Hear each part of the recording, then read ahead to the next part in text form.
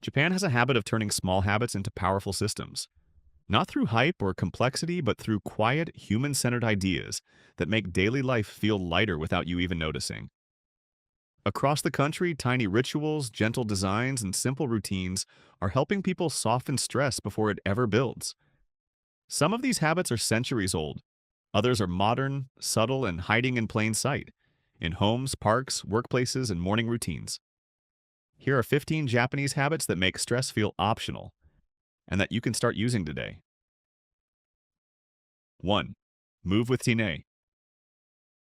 Even the smallest actions in Japanese life often carry a quiet softness, shaped by a cultural principle known as Teinei.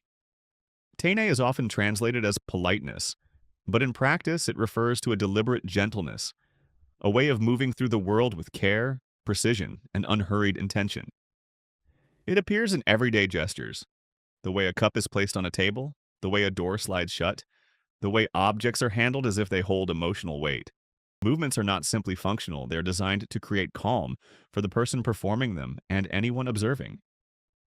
The philosophy suggests that when the hands move gently, the mind follows, creating a subtle feedback loop between physical softness and mental clarity. In modern Japan, traces of Teinei can be seen in customer service, packaging, and the quiet choreography of public spaces. It acts as a counterbalance to the speed of contemporary life, offering a built-in mechanism for reducing tension. By prioritizing intention over efficiency, Teinei turns ordinary actions into small moments of order and ease. 2. Listening to scents. Kodo. Fragrance in Japanese culture is not something to simply smell and forget. It belongs to an older, more deliberate tradition known as kodo, the way of incense, where scents are not sniffed, but listened to. The language itself reveals the philosophy. A fragrance is approached like a piece of music with attention and patience. Listening to a scent slows the experience down. Instead of a quick inhale, the moment becomes a quiet observation of how the aroma rises, drifts, and softens in the air.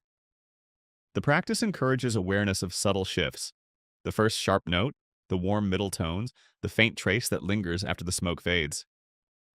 Historically, kodo was a refined art practiced by aristocrats, and its influence still appears in modern Japan. Candles, incense, and seasonal fragrances are designed to create atmosphere rather than intensity. The goal is not to overwhelm the senses, but to anchor the mind. By treating scent as something to be listened to rather than consumed, Japanese culture turns fragrance into a form of quiet architecture, a soft structure that shapes mood, space, and attention.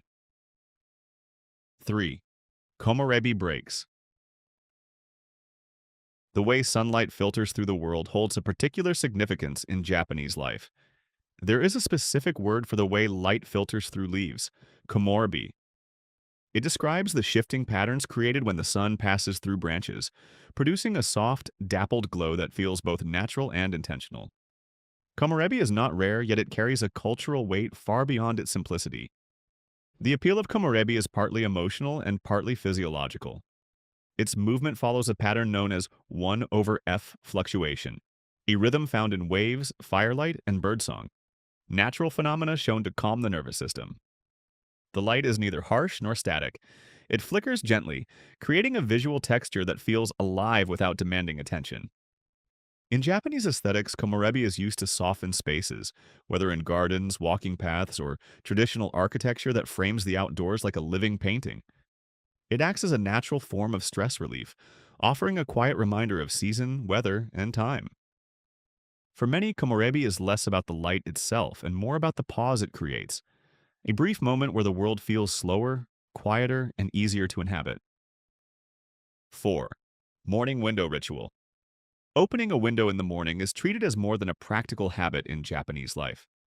It reflects an older belief that air carries not only temperature and scent, but also the emotional residue of the previous day.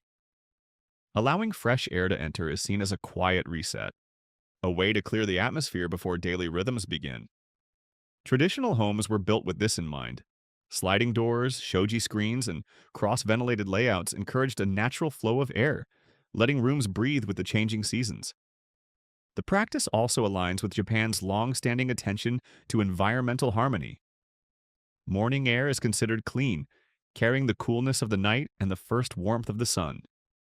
Its arrival subtly shifts the sensory landscape of a room. The temperature changes, the light shifts, and faint sounds filter in. In contemporary Japan, the habit persists even in dense urban environments. It remains a low-effort way to refresh a space, creating a moment of clarity before the demands of the day accumulate. The window becomes a boundary between yesterday and today. 5. Sayu, warm water ritual. A quiet cup of warm water has served as a Japanese morning reset for generations. Sayu, plain warm water that has been boiled once and allowed to cool. At first glance, it appears almost too minimal to matter, yet its simplicity is what gives it cultural longevity. Sayu represents a return to baseline, a way of warming the body without additives or distractions. Historically, Sayu was valued in traditional medicine for its ability to gently stimulate digestion and circulation. Warm water is believed to wake the internal organs gradually, creating a smoother transition from rest to activity. Unlike tea or coffee, Sayu carries no flavor or ritual complexity. Its purpose is functional and understated. Its appeal lies in its accessibility. It requires no special tools or preparation beyond boiling water. The warmth provides a subtle internal signal that the day has begun, offering clarity without the abruptness of caffeine. Sayu reflects a broader Japanese approach to wellness, one that favors gentle, sustainable habits over dramatic interventions. By stripping the act of drinking down to its simplest form, it highlights how small, consistent rituals can create a foundation of calm. 6. Hand bathing, Teiyoku. The Japanese idea of a bath extends far beyond the image of a full tub. There is a smaller, more accessible practice known as Teiyoku, hand bathing, a method that distills the essence of relaxation into its simplest form. Teiyoku involves immersing the hands in warm water, typically around 38 degrees Celsius, allowing heat to travel through the wrists and into the body's core. Despite its modest appearance, the technique has long been used in medical and therapeutic settings to calm the nervous system. The hands contain a dense network of blood vessels and sensory receptors, making them an efficient gateway for regulating temperature and easing tension. When warmed, circulation increases, muscles loosen, and the body receives a subtle signal to shift out of stress mode. Teiyoku reflects a broader Japanese approach to wellness, the belief that relief does not require elaborate tools or dramatic rituals. Instead, it emerges from small, repeatable practices that restore balance through gentle means. Hand bathing stands as a reminder that even the smallest pockets of warmth can create a disproportionate sense of ease, offering a compact form of restoration in daily life. 7. Radio Taiso. Across Japan, a familiar melody drifts through parks, schoolyards, and community spaces each morning. It signals the start of Radio Taiso, a 3-minute exercise routine broadcast nationwide since the 1920s. Despite its brevity, the sequence engages more than 24 muscle groups, creating a full-body warm-up accessible to nearly every age and ability. Japan adapted the idea into a uniquely communal ritual. Children perform it before classes, companies use it to start the workday, and neighborhoods gather during summer vacation to move in unison.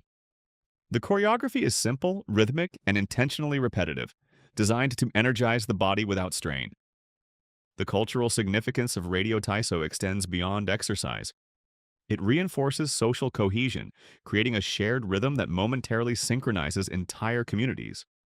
The routine requires no equipment, no special clothing, and no athletic background, making it one of the most democratic forms of physical activity in the country. Its consistency is part of its charm.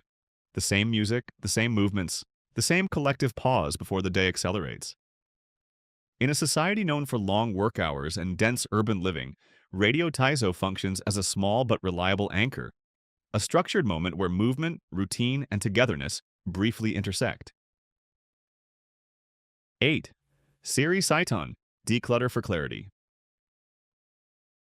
The connection between physical space and mental clarity is treated as a practical truth in Japanese culture.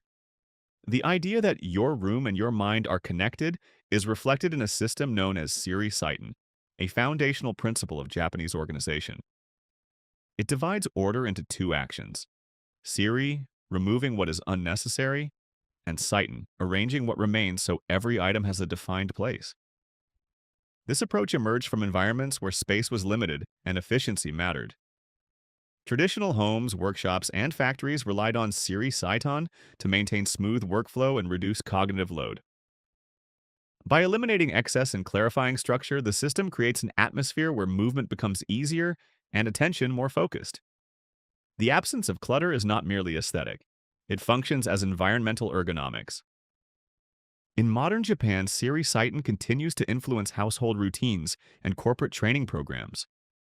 Its value lies in its predictability.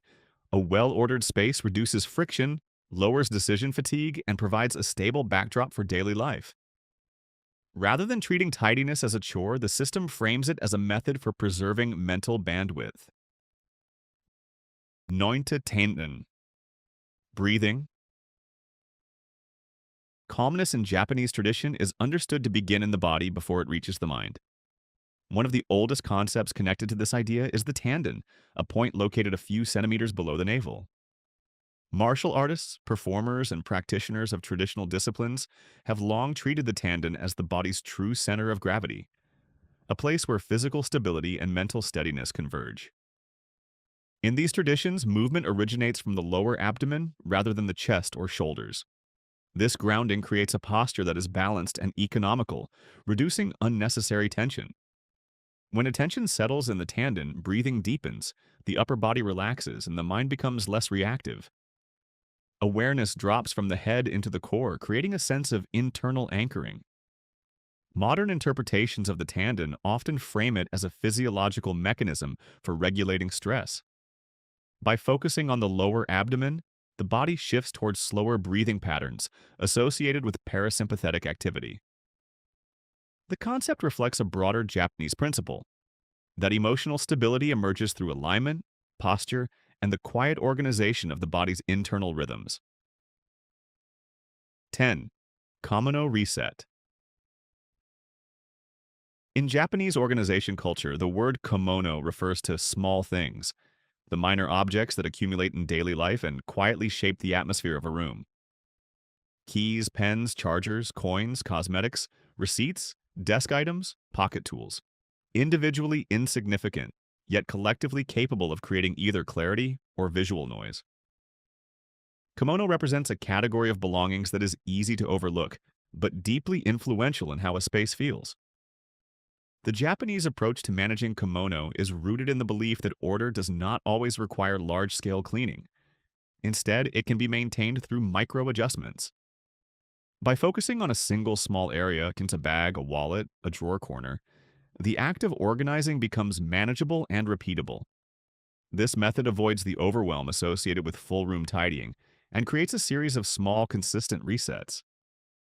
In environments where space is limited, small objects have an outsized impact on functionality. A tidy corner can influence the usability of an entire room. The practice reflects a broader cultural preference for incremental improvement, stability built through small, continuous acts rather than dramatic interventions. 11. Shiso Adoshi and natural sounds. Japan has a long tradition of shaping atmosphere through sound, using nature as both the source and the inspiration. Rather than relying on loud or artificial audio cues, Japanese environments often incorporate subtle, rhythmic noises that create a sense of safety and continuity. These sounds function as a kind of acoustic architecture, gentle, predictable, and intentionally unobtrusive. One of the most iconic examples is the shishi odoshi, a bamboo mechanism originally designed to scare away animals from gardens. As water fills and tips the bamboo tube, it produces a soft, echoing knock that repeats at irregular but soothing intervals. Over time, the device evolved from a practical tool into a symbol of tranquility, its sound now associated with traditional gardens and quiet mountain retreats. Attached to the edges of roofs, rain chains guide rainfall downward in a series of cascading droplets, turning a storm into a form of natural music. The sound is delicate, textured, and far less mechanical than a standard gutter. These auditory elements reflect a broader Japanese aesthetic, the belief that calm can be engineered through small sensory cues.